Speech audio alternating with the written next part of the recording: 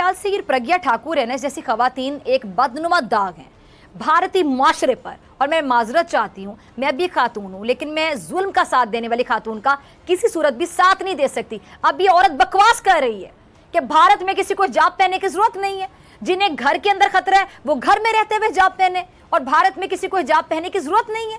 भारत में हिंदू माशरा जहां औरत की इज्जत की जाती है, इसलिए घर से बाहर किसी को हिजाब नहीं पहनना चाहिए। ये कह रही है ये औरत, ये बकवास कर रही है। और कह रही हाँ, जो घर या मदरसे के अंदर हिजाब पहनता है उस पर हमें कोई एतराज नहीं, लेकिन बाहर इसकी इजाजत नहीं होनी चाहिए। मैं इस बेहिस बेशरम खातून से पूछना चाहती हूँ, ये कौन से घर की बात करें? पहले तो घर की बात क्लियर करें ना। मुसलमानों को तो मोदी सरकार हिंदुस्तान से निकालने की मुहिम चला चुकी है, और तो और ये मुनाफिक औरत हिंदुस्तान को सेक्युलर साबित करने की कोशिश कर रही है। मैं जरा इसको बताना चाहूंगी कि भारत कहाँ का सेक्युलर है।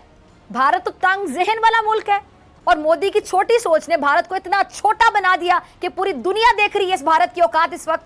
और अब तो सेक्युलर भारत की हकीकत दुनिया पे बड़ी मेरे ख्याल से खुलकर आ गई है, वाजे हो गई, क्लियर हो गई, एक्सपोज हो गई है। अच्छा, मैं ये भी बताना चाहूंगी, ये जो प्रज्ञा ठाकुर है ना, ये जरा सुनिएगा, ये जो बकवास कर रही थी अभी, ये दहशतगर्द खातून है प्रज्ञा ठाकुर। इस पर बम धमाकों में मुलविस होने पर दहशतगर्दी का बाकायदा मुकदमा चल रहा है, और आजकल ये जमानत पर रिहा है। अब जिस पर खुद दहशतगर्दी के इल्जामात हों, मुकदमा चल रहे हो, जमानत पर रिहा हो, उसके मुंह से अमन की बातें अच्छी लगती हैं? बिल्कुल भी नहीं लगती। अच्छा, और अब तो ओआईसी ने भी भारत को अक़लियतों का दुश्मन करार दिया है। अभी ये जो कुछ दिन पहले इस्लामी ममालिक की नुमाइंदा तंजीम ओआईसी ने भारत में ये जो मुस्लिम और हिंदू कौम परस्त मोदी हुकूमत ने इन जराइम को बढ़ावा दिया है। मकबूजा कश्मीर के हालात बहुत हद तक मकबूजा फ़लस्तीन से मिलते जुलते हैं।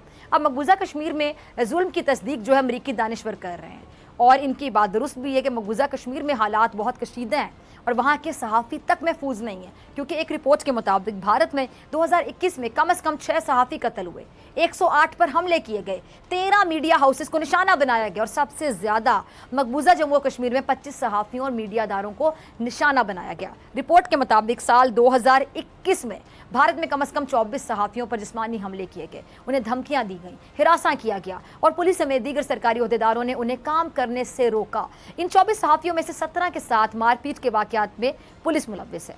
अब नाज़रीन, मोदी का ड्रामा हर तरफ बेनकाब हो रहा है, और अब दुनिया मोदी की मकार सोच को समझना शुरू हो गई है। लेकिन मोदी अब भी ड्रामेबाजियों से बाज नहीं आ रहा, और अपनी इबादतगाह यानी मंदिर में भी ड्रामाबाजी करने से बाज नहीं आया। एक वीडियो है जी, उसमें देखा जा सकता है कि नरेंद्र मोदी मेहमानों की किताब में लिखने की अदाकारी कर रहा है, जबकि किताब में पहले ही से तासुरात लिखे हुए थे, और मोदी बस पहले से लिखी कलम चलाने और लिखने की अदाकारी करता रहा।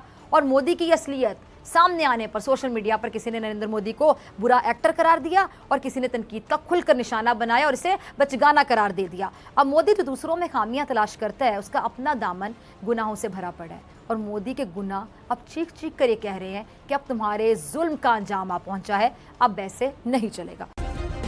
सब्सक्राइब करें और बेल दबाएं ताकि कोई खबर रह न जाए।